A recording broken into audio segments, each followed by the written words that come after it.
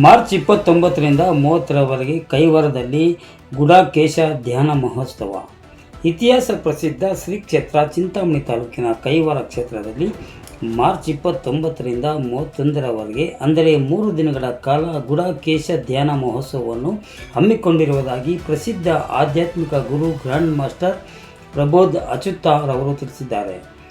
ಅವರು ಚಿಂತಾಮಣಿ ನಗರದ ಪ್ರವಾಸಿ ಮಂದಿರದಲ್ಲಿ ಸುದ್ದಿಗಾರರೊಂದಿಗೆ ಮಾತನಾಡಿದ ಅವರು, ಆಧುನಿಕ ಯುಗದಲ್ಲಿ ಗುಡಾಕೇಶ ಸಾಧನೆಯನ್ನು ಪುನರುಜ್ಜೀವಗೊಳಿಸಿದ್ದು, ಇದಕ್ಕೆ ಪ್ರತಿಯೊಬ್ಬರ ಸಹಕಾರ ಬೇಕಿದ್ದು, ಪ್ರತಿಯೊಬ್ಬರೂ ಸಹ ಧ್ಯಾನಕ್ಕೆ ಆದ್ಯತೆ ನೀಡುವ ಮೂಲಕ ಮನಸ್ಸಂತೋಷ, ಆತ್ಮಬಲ, ಶಕ್ತಿ ತುಂಬಿಸಿಕೊಳ್ಳಲು ಮುಂದಾಗುವಂತೆ ಕೋರಿದ ಆಧ್ಯಾತ್ಮಿಕ ಗುರುಗಳಾದ ಗ್ರ್ಯಾಂಡ್ ಮಾಸ್ಟರ್ ಪ್ರಬೋಧ್ ಅಚ್ಯುತರವರು ಶ್ರೀ ಕ್ಷೇತ್ರ ಕೈವಾರ ತಾತಯ್ಯನವರ ಮಠದಲ್ಲಿ ಮಾರ್ಚ್ 29ರ ಬೆಳಗ್ಗೆ 10 ಗಂಟೆಗೆ ಉದ್ಘಾಟಿಸುವ ಈ ಕಾರ್ಯಕ್ರಮಕ್ಕೆ ಕೋಲಾರ ಜಿಲ್ಲಾ ನ್ಯಾಯಾಧೀಶರಾದ BS ಜಯಶ್ರೀ ಅಧ್ಯಕ್ಷತೆ ವಹಿಸಲಿದ್ದು, ಉದ್ಘಾಟನೆಯನ್ನು ಕೈವಾರ ಕ್ಷೇತ್ರದ ಧರ್ಮಾಧಿಕಾರಿಗಳಾದ ಡಾಕ್ಟರ್ MR ಜಯರಾಮ್ ಅವರು ನೆರವೇರಿಸಲಿದ್ದು, ಇನ್ನು ಮುಖ್ಯ ಅತಿಥಿಗಳಾಗಿ ಉನ್ನತ ಶಿಕ್ಷಣ ಸಚಿವರಾದ ಡಾಕ್ಟರ್ MC ಸುಧಾಕರ್ ಅವರ ಸಹೋದರ doctor MC Balaji, Kolar CMR ಗ್ರೂಪ್ನ ಅಧ್ಯಕ್ಷ CMR ಶ್ರೀನಾಥ್ ಆಗಮಿಸಲಿದ್ದಾರೆಂದು ತಿಳಿಸಿದ್ದಾರೆ.